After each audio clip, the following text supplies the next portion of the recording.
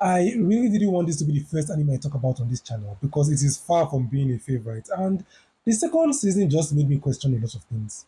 Moving forward, please keep in mind, I did not read the manga, I do not read manga, and I will not read the manga.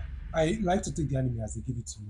Welcome to my channel. My name is Joseph and I am the film fanatic. Solo Leveling is an anime following the story of Jinwoo Sung, the human embodiment of oral farming and wish fulfillment of losers in their mid-20s. We watch his continuous unreasonable ascension into what will probably end up being godhood as he takes down powerful foes and expands his army.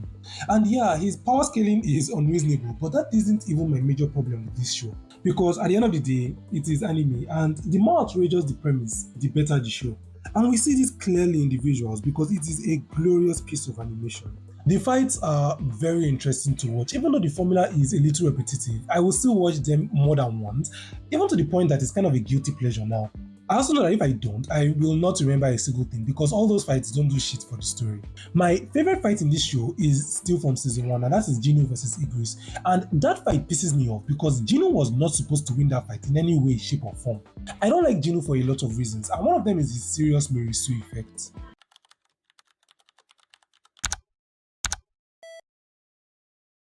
One of his good traits is that truly he is a determined and resilient hunter, and he does everything he can to ensure that his loved ones are safe. But that is where it ends. There is nothing much to this guy, and when they've spent an unreasonable amount of time on him, and we have watched him essentially check off everything on his to-do list as he progresses, the show now has to use effort to remind us that there are actually other characters in the story. This nigga is literally turning into a lazy, superficial, stereotypical anime main character in front of our very eyes. Now that they've sorted out his plot device of a mother, I hope you realize that there is very little for this guy to aspire to. This show is incredibly disrespectful to all the other characters, especially this one where her breast is still one place. I was genuinely looking forward to seeing what a lot of the other characters could do, especially the S ranks. And I was really hoping to get a very intense battle between Jinwoo and one of the S ranks, but we're clearly not going to get that anymore because he has skyrocketed past them in power, and they've essentially said that there are stronger people out there and a war coming. This story is basically supposed to be a hero's journey, and I am glad that there's more to come. But please allow us to experience the world that you've created because it is a very interesting world.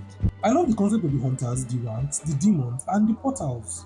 This is something that has a significant impact on the socio-economic and political aspects of their world, and exploring that side will not be a very bad idea. We got a peek of this thing that I'm saying this season with 4 countries acknowledging their S-rank hunters, and I really hope that we get to see more, but I'm hearing now that that's not even so sure. I love the looks, and I really love how you can always tell someone's rank by their outfits. This is obviously the most swagged out character in this show, and I am living for his battle cape. Score-wise, this show actually gave us 2 very good and very unique theme songs. Again, I am partial to season 1, but season 2 was very good as well. The strongest theme in this show, and the reason I'm still watching it, is ironically the importance of training and growth and the impact of leveling up. This is ironic, coming from a show that started with no amount of training will improve their power once it awakens. A hunter's strength and rank are set from day one.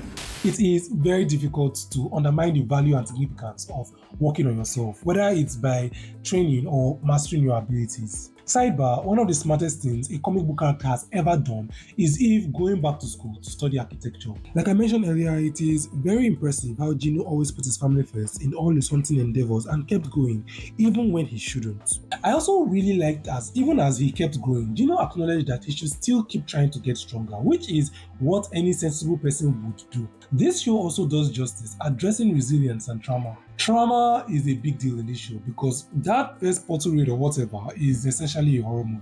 I am so impressed with these guys for coming back because if it was me, after that nonsense, that is more than enough cue for me to stop the work. Because what is it? Every single time they enter a portal, is always something's wrong.